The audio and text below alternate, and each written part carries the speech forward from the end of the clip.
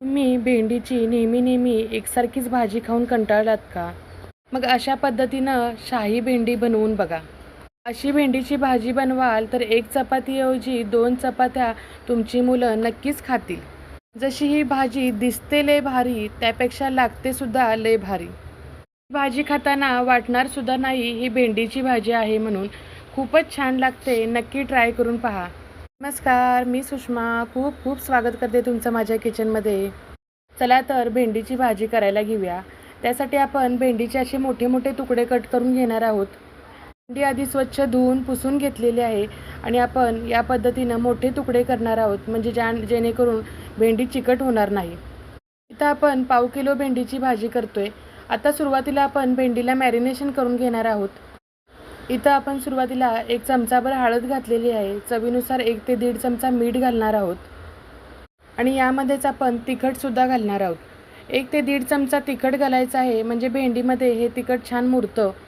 भेंडीला हा मसाला टिकून राहावा यासाठी आपण यामध्ये 2 ते 3 चमचे बेसनाचं पीठ घालणार आहोत. हे बेसन पीठ तुम्ही भाजून घेतलेलं असलं तरी चालू शकतं. मी बिन भाजताच घेतलेला आहे. मसाला ओला होण्यासाठी आणि हा मसाला भेंडी चिकट होऊ नये यासाठी आपण यामध्ये अर्ध्या लिंबाचा रस पिळणार आहोत. आता हे सगळे मसाले, पीठ आपण सगळं भेंडीला लावून घेणार आहोत आणि 10-15 मिनटं आपण तसंच ठेवणार आहोत. म्हणजे भेंडी छान मॅरिनेशन होईल.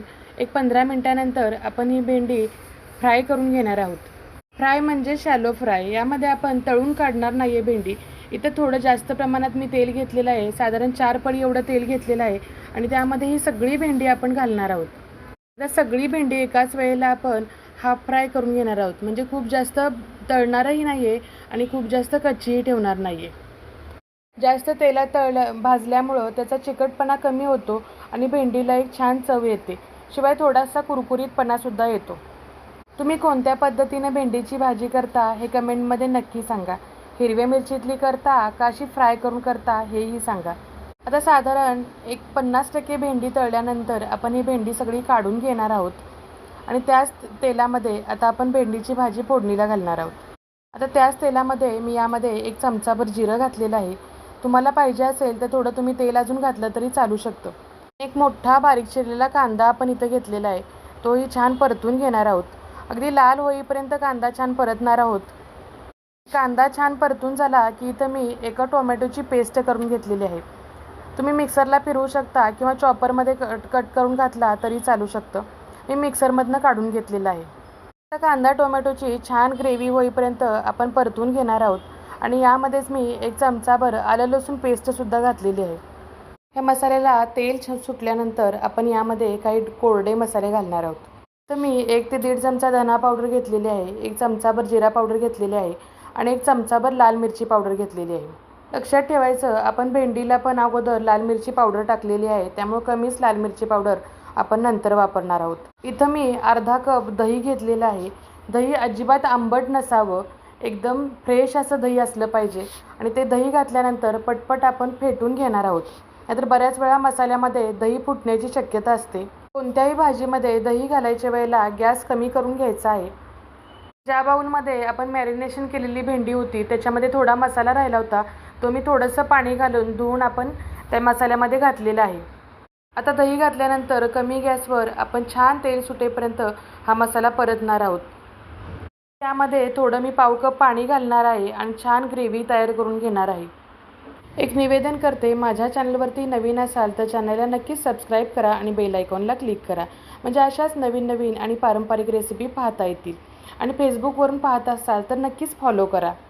मसाला छान भाजल्यानंतर आपण जी फ्राय केलेली भेंडी आहे ते आपण मसाल्यामध्ये घालून घेणार आहोत.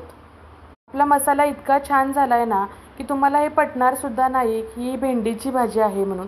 तुम्ही यामध्ये दुसऱ्या कोणत्याही भाज्या करू शकता याच मसाल्यामध्ये. ज्याप्रमाणे फ्लॉवर किंवा फरसबी अशासुद्धा भाज्या यामध्ये छान लागू शकतात. आता ह्यामध्ये थोडंसं बेसन पिठाचं प्रमाण असल्यामुळं ही भाजी जशी आपण भाजत जातो तशी घट्ट होत जाते. यासाठी आपण यामध्ये थोडंसं पाणी घालून घ्यायचं आहे. आणि आता वरून मी किचन किंग मसाला घातलेला आहे. किचन किंग मसाल्यामुळं या भाजीला एक छान टेस्ट येते, जशी विकतची भाजी असते त्या पद्धतीनं.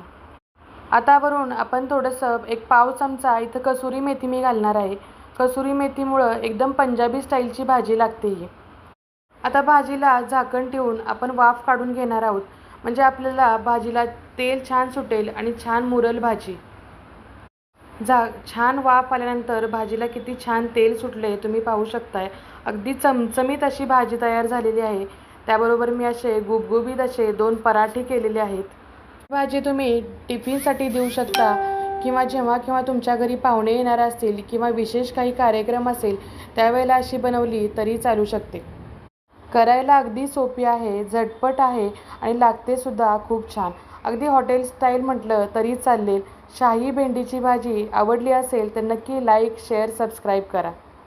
परत भेटू अशाच एका नवीन रेसिपीसह. तोपर्यंत मस्त खा, स्वस्त राहा.